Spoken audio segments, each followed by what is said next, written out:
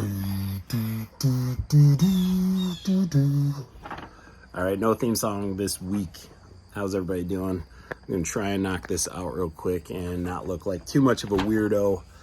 I've just been busy, so I'm just gonna do this as sort of a makeshift weekly episode. So let's just get right into it.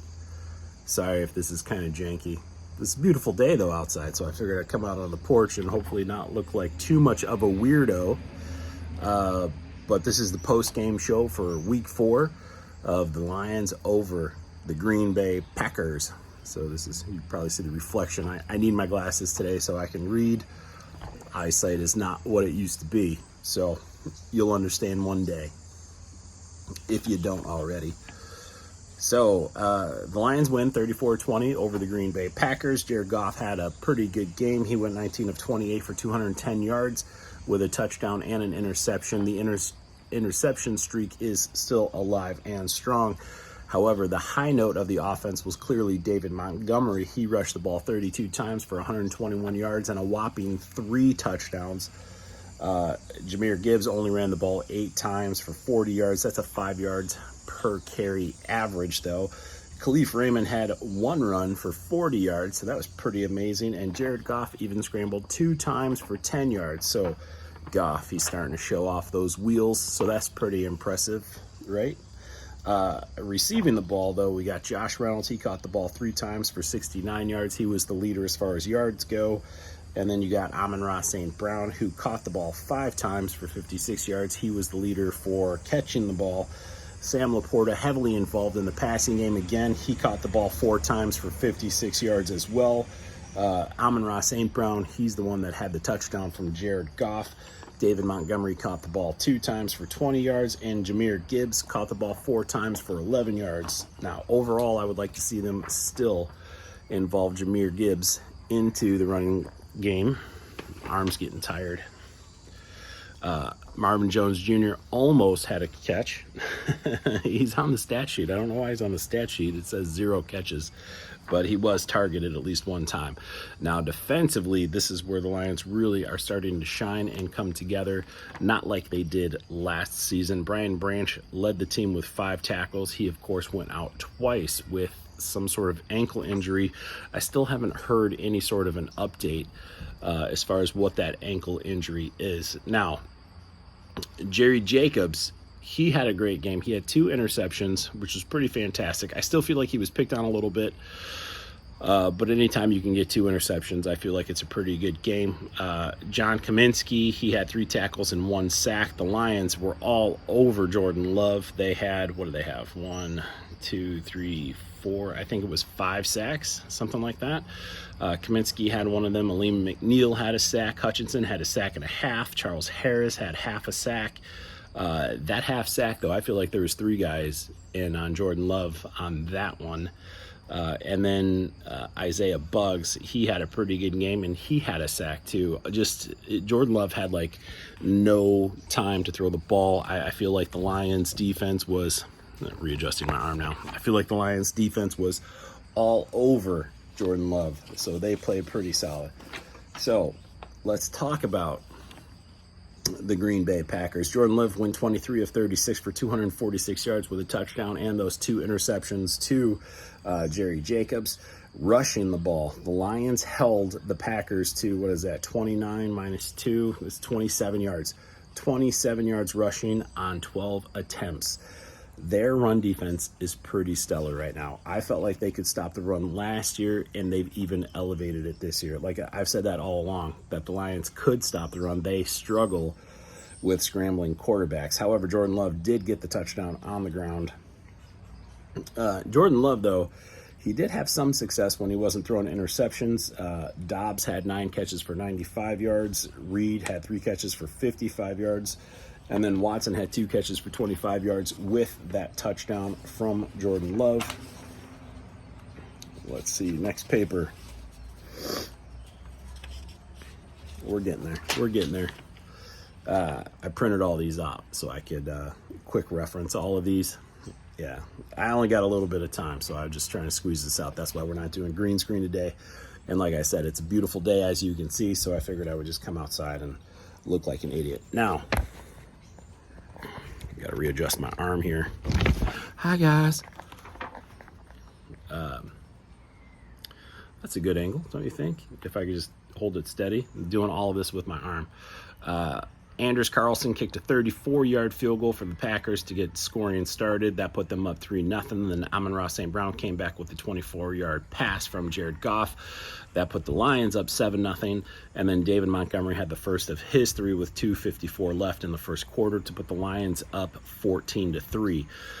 Starting off in the second quarter, Riley Patterson had a 33-yard field goal. I thought he had a decent game, and he's been, producing as the Lions call on him. They need to put him in some more situations. That way we can see what kind of a kicker we have.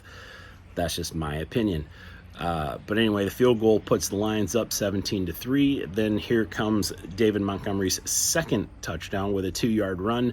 That puts Lions up 24-3. And then Riley Patterson had another 37-yard field goal with 34 seconds left in the half. That put the Lions up 27-3 in the half. So things were looking good, and the Lions were in control.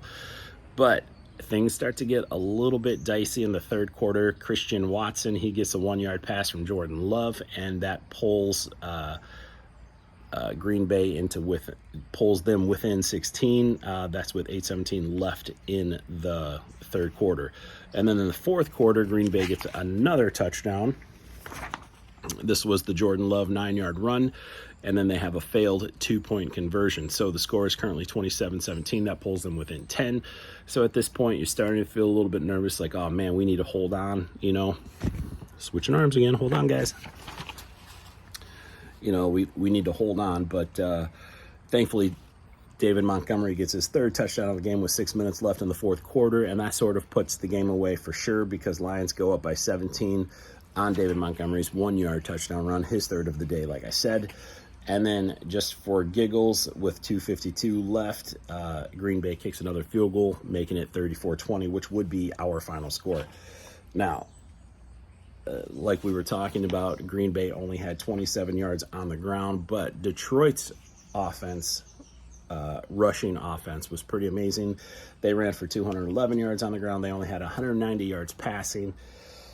And that, of course, equals 401 yards of total offense. And they were averaging 5.5 yards per play, where Green Bay was averaging 4.3 yards per play.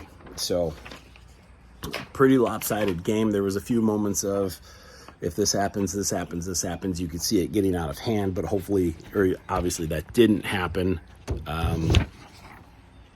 So, next week, man, we're just zipping through this. Like I said, I don't have much time today. I got a lot of stuff I got to do. I got a lot of stuff throughout the week. But, this week we are playing the 0-4 Carolina Panthers. They just lost to the Vikings. Vikings get their first win for third place in the NFC North. But we are playing the Panthers. So, what do we have to worry about? It doesn't look like we have to worry about too much. Bryce Young, he went 25 of 32 in this loss. He threw for 204 yards. Of course, they played yesterday. Today's Monday. And then Hubbard, he ran the ball 14 times for 41 yards. Sanders ran the ball 13 times for 19 yards. Now, last year, as you remember, the Carolina Panthers, this was the exception to my theory that the Lions actually could stop the run. The Panthers were actually in tandem. They ran all over us, so hopefully that doesn't happen this year. I'm a bit more optimistic. This is sort of a revenge game, and hopefully it goes better than the Seattle Seahawks revenge game. But the Seahawks are a bit better than the Carolina Panthers. Now, I do have some concern because I do like Frank Reich, the coach, and Bryce Young. He's a promising up-and-comer. Up-and-comer? Is that right? I think so. Anyway, I just hope the Lions aren't caught sleeping, because the last time they had 10 days off, they came out kind of flat on defense, and they allowed Seattle to score all those points. So hopefully that doesn't happen this time. Oh, and the good news is we get Jameson Williams back. So I wonder how much of an impact he is going to make with his very first game back. Hopefully he will be ready to go. But whose spot is he going to take? Because I feel like Khalif Raymond has been the deep threat for us, and that's what Jameson Williams is here to do. Receiving the ball, though, of course, they've got DJ Chark, and they've got Adam Thielen, and they got T. Marshall Jr. All of these guys, well, Thielen, he caught the ball 7 times for 76 yards. Marshall caught the ball 9 times for 56 yards. So they are obviously, based off of these numbers, they're into short passes. They don't throw the ball too deep too often, but that doesn't mean that Bryce Young can't throw the ball. So I would say respect him, but don't fear him. And same with the running game. If Lions just keep doing what they do, I think they're going to be okay. I think the Lions can win. I think the Lions should win. And they will go up to, 4-1 in the division. Man, good times in Detroit. I think that's it, though. I got to go mow my yard now. If you guys saw it, you would know I need to go mow my yard. It's pretty early, though. It's like just past noon for me, which is pretty early because I stay up till like 3 or 4 a.m. working and doing other stuff. So let's take this 6 hours of sleep I have and turn it into a great day, shall we? All right, so thanks for tuning in. Don't forget, you can find me on all the socials. This will be on Spotify as well. But other than that, thanks for watching, and I hope you guys enjoy this impromptu episode outside with no green screen. Maybe I'll bring out the big camera, and we'll just sit outside throughout the winter time. So that sounds good, right? All right. Take care, and I will see you after the Carolina game.